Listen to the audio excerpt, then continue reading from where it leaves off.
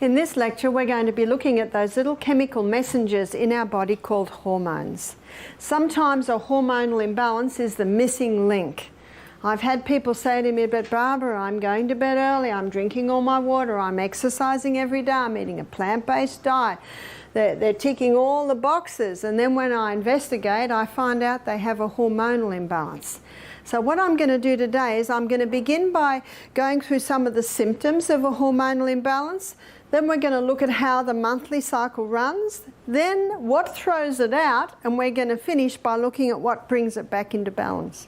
Because the body is ever trying to get a correct balance. You just need to give it the right conditions. So what about a female? Some of the symptoms of a female having a hormonal imbalance are early periods. Normal is 16 to 18, but you hardly ever hear that today. Obviously, there's always some exceptions to the rule, but on a whole, the average beginning of the menstruation traditionally was around 16. Today, we're getting young girls getting their periods at 9 years of age. If they get their periods at 9, they're starting to develop breasts at 8. That's far too young. Why would that be? Where's our why? Newton's third law of motion states that to every action there's an equal and an opposite reaction. In other words, there is always a cause. We're going to be looking at that this morning. Another symptom of a hormonal imbalance is very heavy periods, very painful periods. Also premenstrual tension. How many women and men think that's normal? I've got some good news today. It is not. And we're going to look at how that can be remedied. Also fibroids in the uterus, cysts on the ovaries, polycystic ovarian syndrome, polyps in the uterus, cervical polyps, cervical cancers, lumps in the breasts, fibrous tissue in the breast, breast cancer, uterine cancer. These can all be symptoms of a hormonal imbalance. Also, depression can be a symptom. Thyroid problems, also heart disease. These are some of the symptoms, probably the main symptoms of someone having a hormonal imbalance, a female. What about a male? With a male, low sperm count can be a symptom. Also, inability to hold an erection, it's called PD, penile dysfunction. The current figures in Australia are 50% of men over the age of 40 are struggling with this one. Also, prostate problems. Prostate problems is a result of a hormonal imbalance. Well, again, there are other factors that come into play, as you will see, but it's one of the main causes. Too much of the female hormone can cause a man to be effeminate, and too much of the male hormone can cause a woman to be masculine. I don't know what it's like in the US, but in Australia you're almost not allowed to talk about that, but I'm just giving you the science today. So what we're going to do today is we're going to have a look at what the hormones or how they're made. We're going to have a look at how the monthly cycle runs. Notice our sex hormones are made from cholesterol, very important lipid in the body. From cholesterol, the body makes pregnenolone. From pregnenolone, the body makes progesterone. Progesterone is a key hormone because from progesterone, estrogen is made, from progesterone, testosterone is made, and from progesterone, the adrenal hormones are made. We're going to look at the 21-day, or 27-day, I should say, cycle, 27 or 28-day cycle. We're going to look at it like a dance, because it is like a dance. Different players come onto the stage at different times of the month. And estrogen's going to be wearing a red outfit, and estrogen's role is that of a cell proliferator.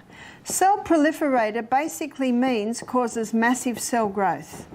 And it is estrogen that causes the skinny young girl to develop into a beautiful, shapely woman. But if the estrogen remains high, the beautiful, shapely woman can get out of shape the other way. Progesterone is the other player in our dance of the hormones today. And progesterone is going to be wearing a green outfit. Progesterone's role is that of a happy hormone. It's one of its... There's a few roles, as we'll see, but it's often called the happy hormone because of its ability to raise the mood. We have a saying in Australia, you may have it here, it's called happy wife, happy life. Is that right? I'd like to say happy wife, happy home. Many homes have an unhappy home because the woman has a hormonal imbalance and she's lacking progesterone. So let's begin at day 1 of the monthly cycle. At day 1 of the monthly cycle, this is the day that a woman begins to menstruate. Day 1 of the monthly cycle, the estrogen levels are low. Day 1 of the monthly cycle, the progesterone levels are low. So both hormones are backstage in that week that a woman begins to menstruate. But by the end of menstruation, around day 7, estrogen levels begin to rise. So by day 14, estrogen is now the star player in the dance of the hormones. What we're going to do now is we're going to go to the stage where the hormones are played out. And this is the reproductive area of a woman's body. This is the uterus, this is the cervix, this is the birth canal. These are the fallopian tubes on the side, so one on each side. But also down the bottom of the fallopian tubes, there are the ovaries. And the ovaries are connected to the uterus by a ligament. So they're the reproductive organs of a woman's body. At this time of the month, estrogen with its cell proliferator action is causing massive cell growth in the lining of the uterus, once again developing the blood nest, I call it. The tissue that lines the uterus is called endometrium. Massive cell growth is also happening in the ovaries, causing eggs to develop. A form of lubricant is also released in the birth canal. Now by day around 14 or 15, a fully developed egg bursts forth from the ovaries, and the little filaments on the end of the fallopian tube basically pick up the egg, and it moves up, up, up. The fallopian tubes are ever moving like that, causing that egg to move up. Now the hole where the egg bursts forth develops a blister, and that blister is called the corpus luteum. I have written it in green because corpus luteum is the main site of progesterone production in a woman's body. Can you see the importance of a woman ovulating every week? Because every month, when a woman ovulates every month, that's the release of the egg, corpus luteum's made. So when corpus luteum's made every month, then progesterone levels are maintained, and that's very important to keep the mood and also to keep balance of all the other hormones. So let's go back to our monthly cycle. So by day 14, with the development of corpus luteum, we've got a rise in progesterone levels. And because we have our egg, we have our blood nest, and we have our lubricant, estrogen's given the message and can go backstage now. So what effect does the rise in progesterone have? Progesterone has a ripening effect on the lining of the uterus, putting the finishing touches on the uterus. Progesterone also heightens a woman's mood at this time of the month to the point of increasing her sexual desire at this time of the month. But progesterone has another effect, and I'm going to draw it here. Here is the cervix. From side on, it looks like this gateway into the uterus. From top down, it looks like a little cushion. So it's a little soft cushion with a middle. And that middle contains a mucus plug. But at this time of the month, with the rise in progesterone, the lips come up a little tighter. The mucus plug releases, and a special form of lubricant is produced around the cervix, and that lubricant is designed specifically to facilitate the entry of sperm up into the uterus. So you can see that the stage is set for the entry of man. The sperm is the smallest cell in the human body, and with each ejaculation, between 200 and 500 million sperm are released with one ejaculation. But sometimes up to half of that comes out. So we're down to half, and if the sperm meet this cervix, it's very difficult to gain entry. If the sperm meet this cervix, this lubricant literally shoots it up into the uterus. and it's got a long journey. These sperm have a long journey. Some of them go down the wrong road and basically they die and they're taken away. But some of them go down the right road and aha, they've found their prize. I saw a photograph one day of 15 sperm all trying to gain entry into one egg. Now the surface of the egg has folds like this. And what the sperm has to do, it has to nestle its nose into one of those joins. It's not easy. Once it has gain entry, all the other folds shut tight and a chemical is released to kill off any other sperm that might try and gain entry. It's incredible what they know now about the human body. Occasionally, two sperm enter at the exact second. That's when the twins share the placenta. So what happens in pregnancy? The hormone levels change. Progesterone soars 200%. Don't we often say when a woman's pregnant, she's just blossoming? We have 3 estrogens in the body, only 1 progesterone. Estradiol is called E1. And estrone is called E2, and estriol is called E3. It is estradiol and estrone that have strong cell proliferator action, whereas estriol is often called the delicate estrogen, a little bit milder, and it is estriol levels that rise in pregnancy. Let me tell you something about sperm, because I think this is important to know and it is interesting. Sperm has an immune suppressant property. So when sperm enters a woman's body, it's an alien. And a woman's immune system will attack and wipe it out. So God put in the sperm, and actually it takes the immune suppressant property on when it goes through the prostate gland of a man. So when the immune suppressant property starts up, it's quite possible that the immune system can be knocked back. So there's a little bit of a battle there. Mm-hmm. And sperm would not survive if it didn't have that immune suppressant action. Can you see that? But the good news is woman's body has memory. So every time her husband's sperm enters her, her immune system rises, it sees familiarity. Oh, it's husband, we'll just stand back. But can you imagine how dangerous it can be in a woman that has multiple partners? And you can also see how dangerous it can be in the area of anal sex. It can really wipe out the immune system. So what causes the disruption?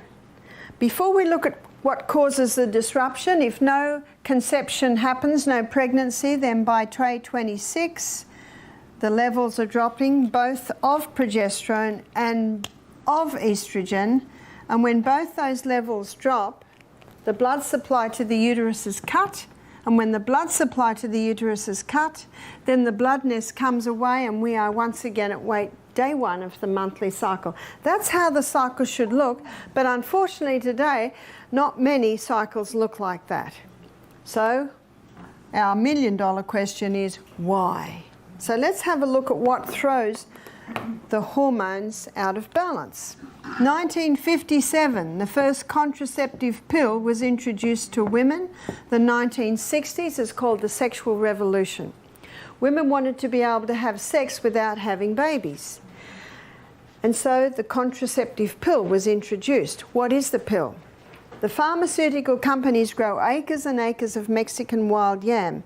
In a laboratory, the plant chemical that's in Mexican wild yam is extracted. And in a laboratory, it's converted to progesterone. It's called progesterone because it has an identical molecular structure to the progesterone that the body makes. But the pharmaceutical company can't patent that. You know, they can't patent sodium bicarbonate either.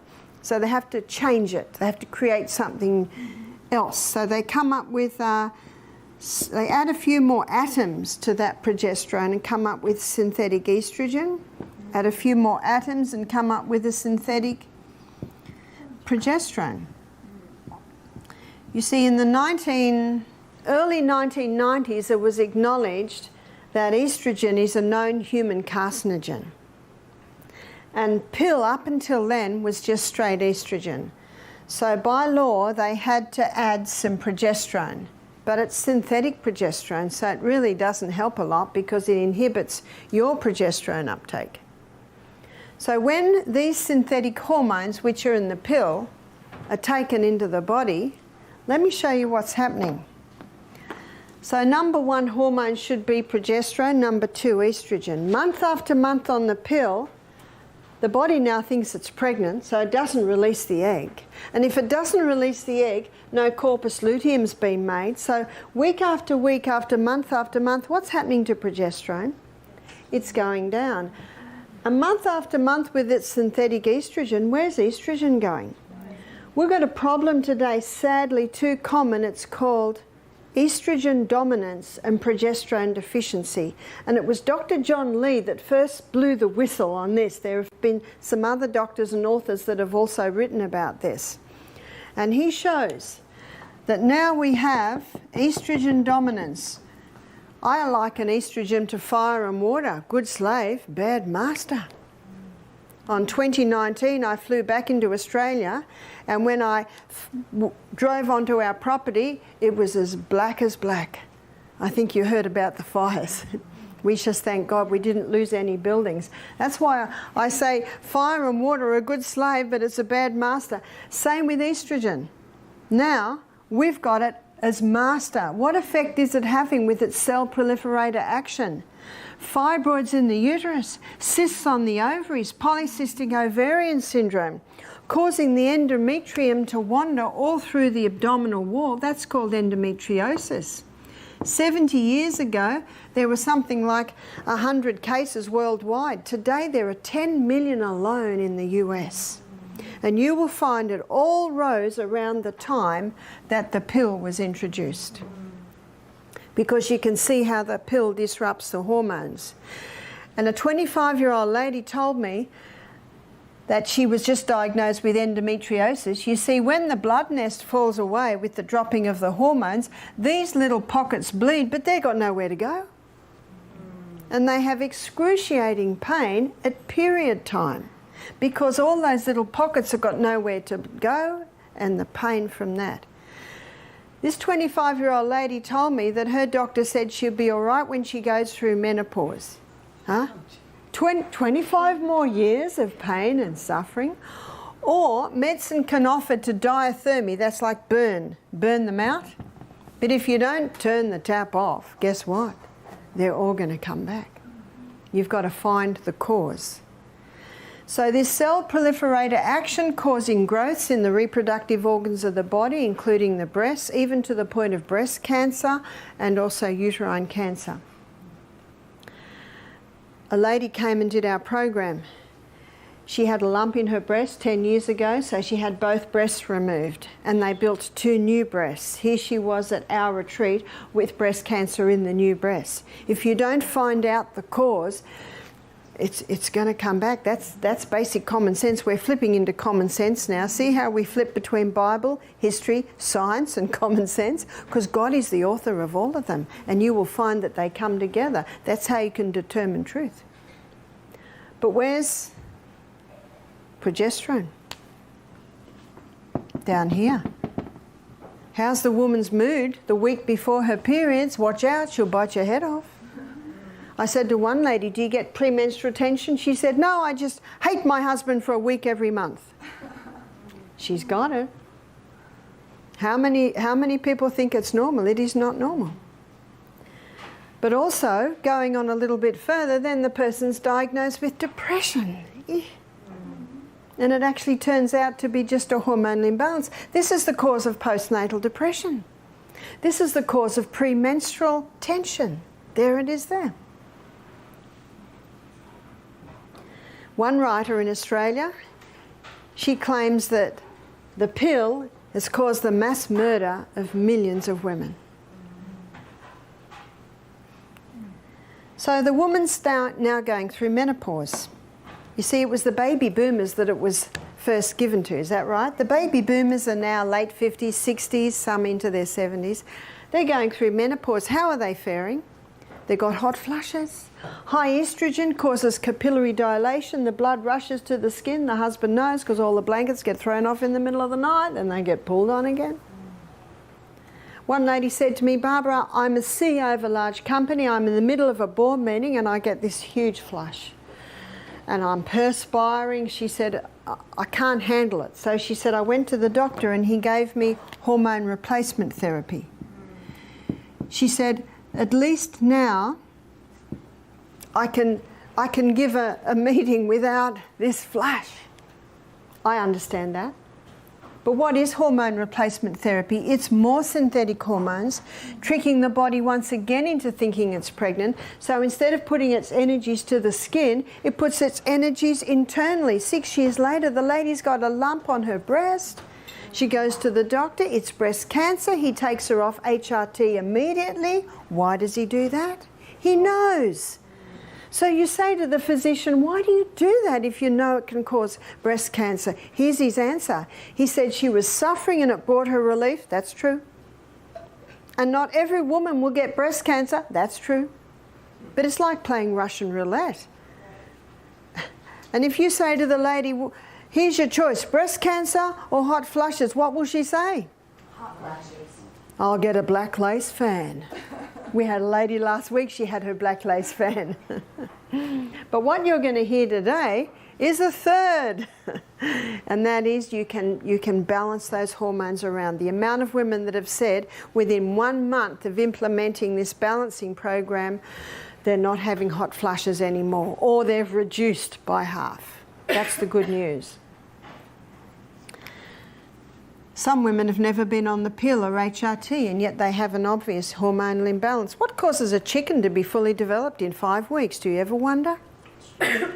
Is the growth stimulants? It's against the law to give growth stimulants in many areas now, so they genetically modified the chicken to produce more estrogen so it'll grow quicker. If it's in the chicken, it's in the egg. And in Australia, it's against the law for cattle farmers to give their cattle growth stimulants. But a cattle farmer's wife told me, she said, once a month they're knocking on our door, pushing the growth stimulants. And they tell you to stop the growth stimulant here, then it's not picked up in the blood test at the abattoirs. So meat and its products are also another source of hormone disrupting substances coming into the human body. Number 3, because I've met some people who are vegetarians, they've never had the pill, there's more. What causes plastic to be soft? And when I was 16, my brother was 18 and he got his first car. It was a Zephyr. And the dashboard was second hand. The dashboard was split. So he had turquoise fur on it and a cow that's head went up and down. That's real 60s, isn't it? Have you noticed dashboards don't split anymore? It's because they have a chemical in it called nonylphenol. And nonylphenol keeps the plastic soft. There's also bisphenol A, called BPA. Estrogen contains a phenyl ring, and that phenyl ring is the key that unlocks the door to get estrogen into the estrogen receptor site in the cell. So can you see that these plastics with their phenols in them have an estrogen effect on the body? So plastics. You can get BPA-free plastic, and you can also, usually the hard plastic, you can't squeeze it. So drink bottles should be hard plastic, glass, or the stainless steels. Plastics, also chemicals, and probably one of the worst chemicals. And the reason why it's the worst is because to kill the plant, it actually has an effect on the plant's hormones. It's called glyphosate or Roundup. The Sri Lankan government have banned Roundup or glyphosate because of the amount of rice farmers that were dying and their children were showing traces of it.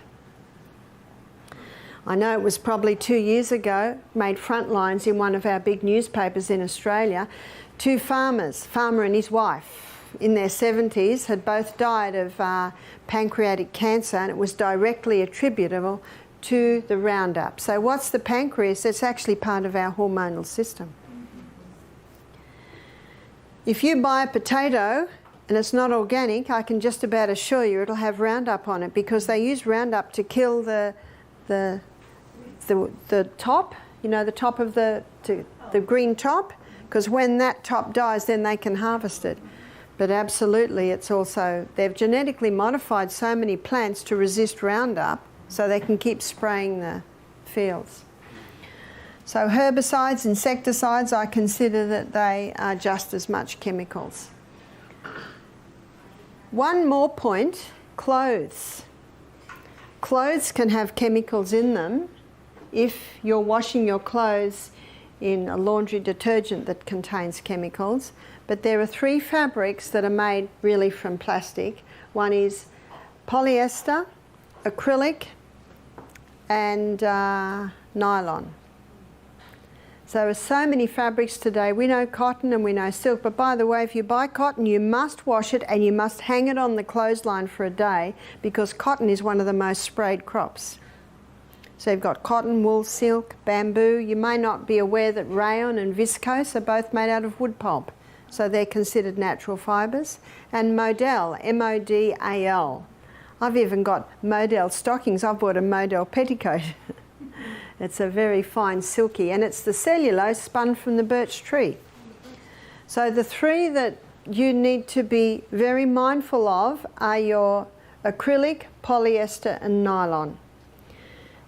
Now with guys, their underwear's cotton, their undershirts are cotton. It's not such a big deal, but ladies like the pretty things, and unfortunately a lot of those pretty things are made out of nasty materials, nasty fabrics.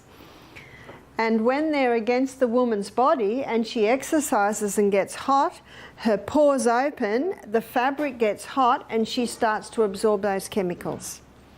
But you have some great companies, I think Fruit of the Loom, they sell very nice sports bras and underwear that are made out of cotton.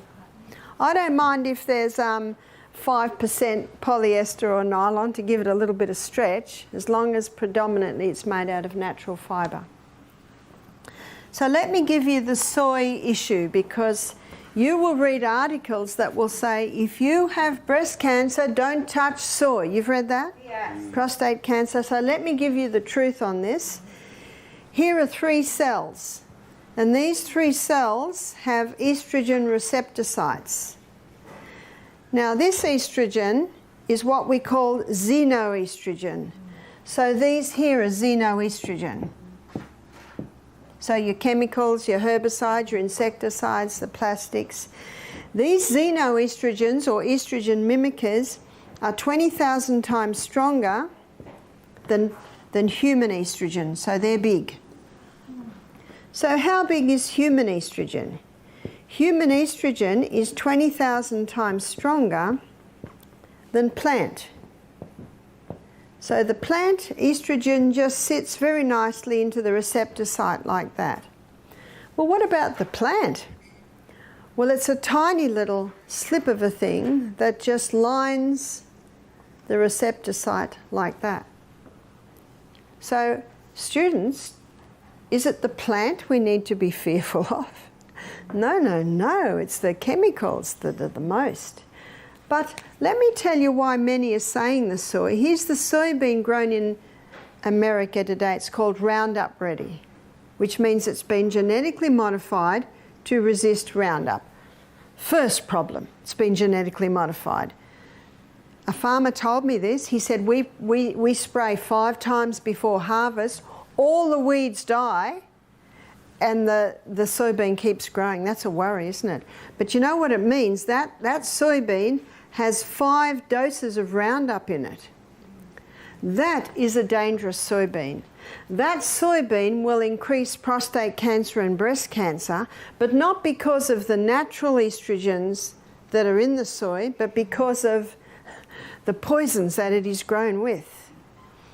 Now, the beauty of the plant estrogens, soy being, of course, probably one of the main ones, when it comes to the receptor site, it knocks on the door. Excuse me, do you need me? Remember Psalm 104 verse 14, God gave herbs for the service of man. So it knocks on the door and the cell says, no thanks, we got enough. So plant estrogen says, well, I'll just sit at the door. And can you see that it protects that receptor site now from any xenos that might come along? But if it knocks on the door and says, please come in, then it will come in. Medicine calls it synergism. It works with the needs of the body, and that's what the herbs do. So you can see that we don't need to fear soy. The only soy we need to keep away from really is the one that's been genetically modified and grown with poisons. So if you buy soy and it's organic, you can be just about 99% sure that it hasn't used genetically modified seed, because if an organic farmer uses the genetically modified seed, he loses his organic status. Before I have a look at what turns this around, estradiol and estrone with their strong cell proliferator action, all of the xenoestrogens have that strong cell proliferator action, very similar to estradiol and estrone. So how can we turn this around? If you don't turn the tap off, you're still going to be mopping up in the other corner. If you don't find the cause, you will never have a cure. So number one, eliminate. Eliminate the pill. Well, how can we stop having babies popping up everywhere? Sex is two-part, contraception should be two-part. I believe the woman's role is to know when she is ovulating. My daughter showed me her phone. She's got an app on her phone now that tells her if she's safe or not safe. So what she does is she takes her temperature every day and puts it into the app on her phone. And this is what she'll find. Her temperature will do this, then it'll drop and go up onto a higher plane. And that is her sign that she has begun to ovulate. That's sign number one. So she just gets into the habit of taking her temperature before she gets out of bed every day. And some couples will do that if they're wanting to fall pregnant, so they know exactly we're about to be together quite often. So the second sign is that her vaginal lubricant changes. So when a woman is in the estrogen time, it's not as profuse, it's more white. When she is in estrogen, or she's stopped estrogen time, now she's in progesterone time, and progesterone is highest, then the lubricant is a lot more profuse, it's clear and stringy. The third sign is the cervix changes. So what she does is she just checks the vaginal lubricant every day, and then she checks what the cervix is doing every day. Now at first she's got nothing to compare it to, but as the weeks and the months go by, she starts to see a pattern. So she can, I mean, everyone does it on their phone now, don't they? I used to have charts I gave up, but we just do it on the phone now. And she will find that those three signs will come together, and most women will ovulate this week here. But what these signs do, they allow her to define the starting and the finishing. So what she says to her husband here, I am safe. Here, I am unsafe. Here, she's safe. Now, when she's unsafe, then it's the man's role to either use a condom or master the art of withdrawal. I was reading an article on Italian men, how they prided themselves in not getting their women pregnant by mastering the art of withdrawal. I love that because they took responsibility, whereas I know in Australia, you know, for the last 40 years, it's been all on the woman. The woman has the pill or the IUD, or she has her tubes tied. But it starts to come a little bit of a man, and he will have a vasectomy, which I do not agree with, because once you start cutting tubes, I wonder if a study has been done to show if the men that had vasectomies 20 years later are getting the prostate problems. You see, you can't start cutting tubes. My daughter and her husband Matthew, they were married for nearly 4 years before baby Amethyst appeared. How nice to have a few years together to establish a relationship before the little darlings appear that can make or break a marriage. So eliminate the pill, eliminate the HRT. It is too dangerous to take, but what you will see here is an alternative. Eliminate meat and its products. If you love meat and its products, well, it must be organic. One lady said, well, it's not going to be much if it's going to be organic. I said, well, you will prosper from that. We're going to show you how to make lentils taste fantastic. Plastics, I think it's impossible to totally eliminate it, but as much as possible, eliminate your body's exposure to it, and as much as possible, store your food in glass or ceramic or stainless steel. And chemicals, get the chemicals out of your homes. If someone has a baby, a great present is to buy, you call them diapers, yeah, we call them nappies. You can buy disposable nappies made out of starch. And Trader Joe's, places like that have it. Buy them a big packet of this. Buy them a stainless steel little bottle with a rubber teat. And you call it pacifier, we call them dummy. Cost you $15 to get a rubber one. But buy them a little package like that and a wooden rattle. How many rattles are plastic? So the children are just sucking on plastic all the time. And when they open the packet, they'll go, oh, this is an unusual present. And you know what you say? Yes, we're very concerned for your baby's sexuality. Because that's what's happening. You know, we think we've got problems now. You wait another 10 years. It's scary. So this is turning the tap off. Number 2, your liver has the ability to eliminate excess estrogen.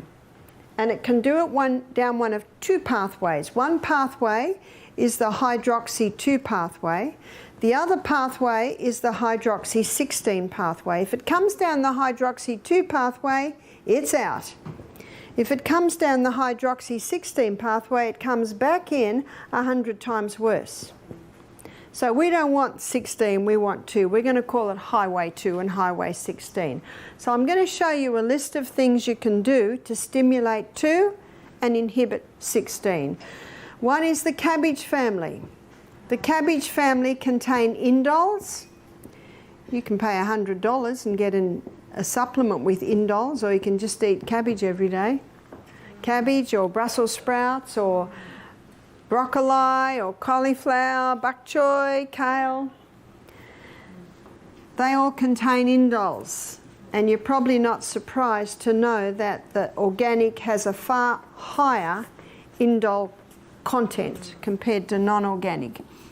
What indoles do is they stimulate highway 2 and inhibit highway 16. Also, the vitamin B family, specifically B6, B9 and B12.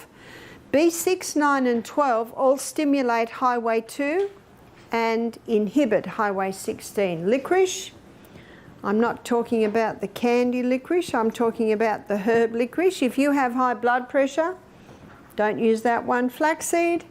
Flaxseed every day from when you start eating in a couple of days, we will feed you again. You'll be getting ground flaxseed. It contains lignans, and these lignans stimulate highway 2 and inhibit highway 16. It rings true of Hippocrates saying, let food be your medicine and medicine be your food. Number 3, Australia sells a cream called the Anna's Wild Yam Cream. The Anna's Wild Yam Cream contains a plant chemical called diosgenin. And when the diosgenin in that cream is applied to your skin, the fat cells take it up and it stimulates this pathway that your body uses to make progesterone.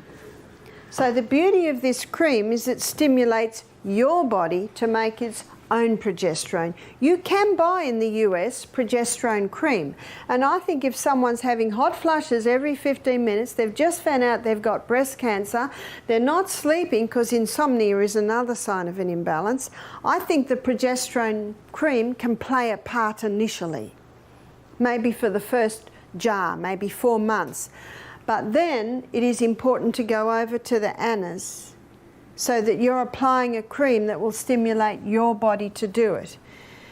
Whenever I come to the US, I meet women who've been on the progesterone cream for a couple of years. It's just not doing it anymore. But I find that most women respond well to the Anna's Wild Yam cream. It's working with your body.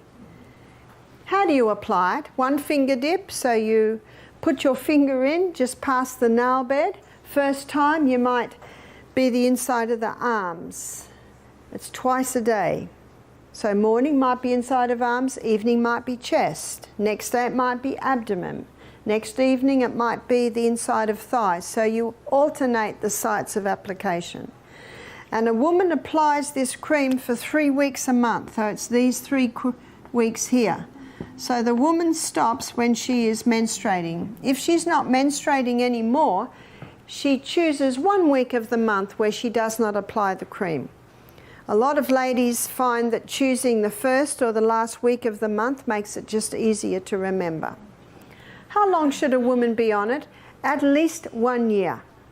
One lady said to me, I tried this cream and it didn't work. I said, how long did you try it for? She said, 2 months. I said, well, this is what's happening after 2 months. Here's the imbalance. After 2 months, we're about here. Where do we want to be? We want to be here. The good news is if it took 20 years to get out of balance, it won't take 20 years to get back into balance, but it might take 1 or 2 years. If a woman is applying the cream and she stops after a year and say her hot flushes return, what's her body saying to her? A bit more, please. A bit more.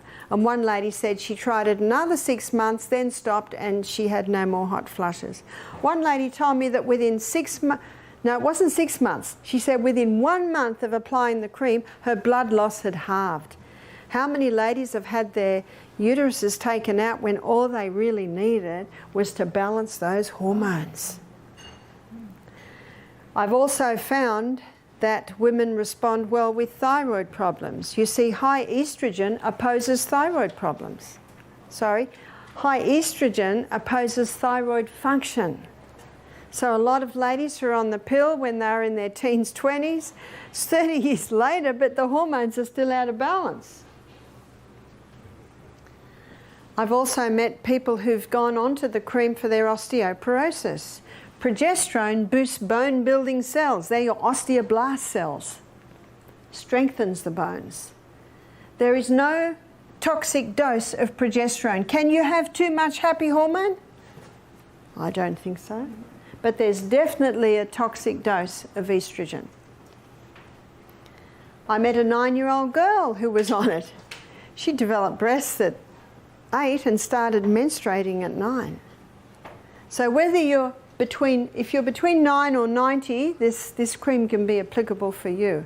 I've also met some ladies, particularly ladies, who've conquered their depression by going on the Anna's Yam cream and boosting their happy hormone. It is also important, this is point number 4, that the 8 laws of health are implemented, and we will be pursuing those from tomorrow. So that means all the stimulants must go. What are they? What are the stimulants? We'll define them tomorrow. We'll do your caffeine and your alcohols, your refined sugars.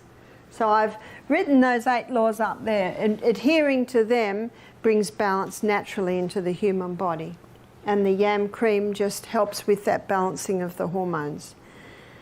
If a woman is going through menopause, she's having hot flushes, she's got weight gain, she just cannot lose weight, the yam cream helps that because it gets the estrogen down, gets the progesterone up.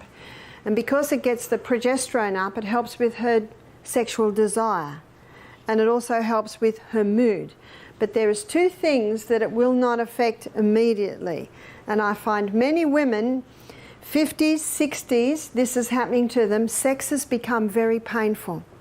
The cells that line the vagina are so sensitive and they've lost lubricant, and it's very hard for the man to see that his wife's hurting, and something's come along that is helping these women. So we'll put this as number 5, and this is yoni stones.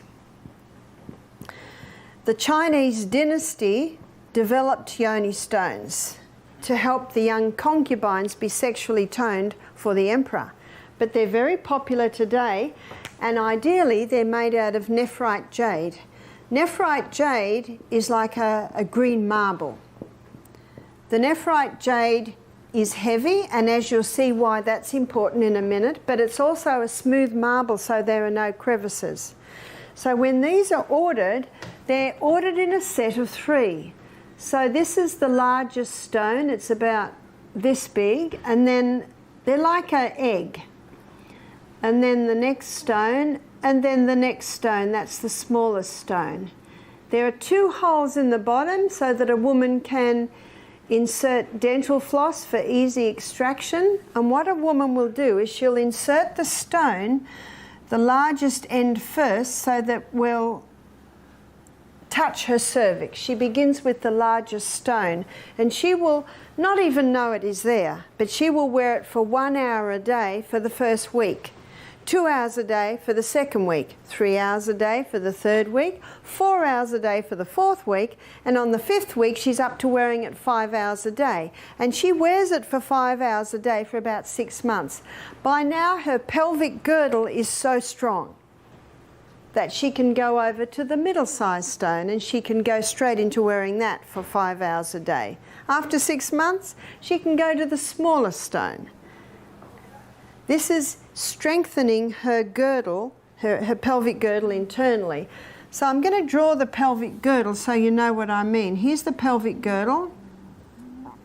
There is the belly button, and up the other end is the bottom of your spine, the coccyx. So here's your anal sphincter, that's your vagina, and the urethra. So it looks like this. It's a muscular system, muscles threaded all through, but around the orifices, it's all muscle. So it's a muscular girdle, this pelvic girdle. And wearing that stone strengthens the girdle because it's got to hold the stone. And because it's got to hold the stone, more blood comes to the area. And where more blood comes to the area, it feeds the cells lining the vagina. It feeds the cells that make up the glands. So the glands begin producing lubricant. And I have had ladies tell me that after 3 months of wearing the stone, sex is no longer painful. The lubricant has returned. The cells are not delicate anymore. In fact, I had one couple in their late 50s. They looked a bit embarrassed. They say, look, we don't know how to say this, but thanks. He said, this yam cream just puts lead in my pencil. And the lady said, it is no longer uncomfortable. We just want to tell you we're thankful. What also is happening with the yoni stones and the effect it's having, remember it's strengthening that girdle internally. It's also helping with incontinence. Because here's the urethra, it's a muscle system. So wearing the stone, the stone is in the middle, of course, so it's strengthening all the muscles surrounding it. My daughter had a home birth. Her daughter's 10 now, and she had a midwife, and they got a blow-up bath and had a water birth inside her home. But her midwife, who was in her 50s, told her this story. She said, I went to the doctor, I was feeling so uncomfortable.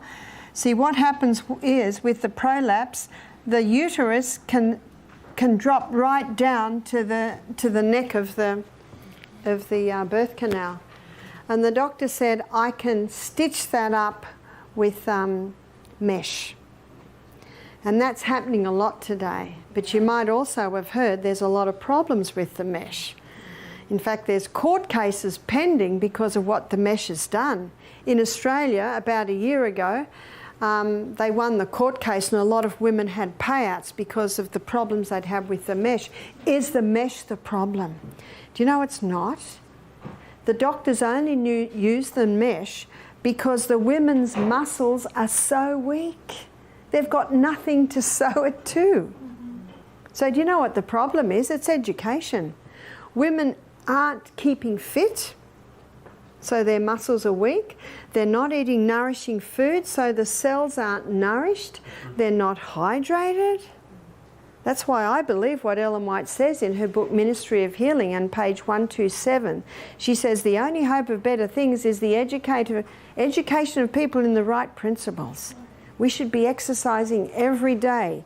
So externally, you can do rebounding, you can do push-ups. Have you seen the girls do push-ups? the twins? And you can do those exercises that strengthen the core. They will show you exercises that target the core. So that's external. And every day we should be doing this, okay? Squatting, up, down, up, down. It strengthens all that. And the internal stone. So my daughter's midwife, she didn't like the sound of the mesh, so she went and Googled prolapse, and she discovered yoni stones. She ordered them. She began to wear them. She went back to the doctor 3 months later. He said, I don't understand this, but you no longer have a prolapse. See, it's just muscle. And gravity's ever pulling us downward, isn't that right? And it's the defying of gravity that strengthens the muscles in the human body. So the yoni stones are changing the lives of many people. And I had 2 women do our program about a month apart. Both had a prolapse in their 50s. Both had the operation with the mesh. The mesh did not work. So they had to endure the discomfort of the continued prolapse with mesh as well until they could book in, because they had to go on a waiting list, to have a total hysterectomy. And they heard this and they said, oh, if only we'd known. If only we'd known that we could have strengthened our pelvic girdle. Because pelvic girdle is not often talked about, is it? No. And yet the pelvic girdle is something very important, that women maintain their pelvic girdle strength so that they can enjoy being intimate with their husbands and enjoy their latter years. Because remember, muscle knows no age. Thank you.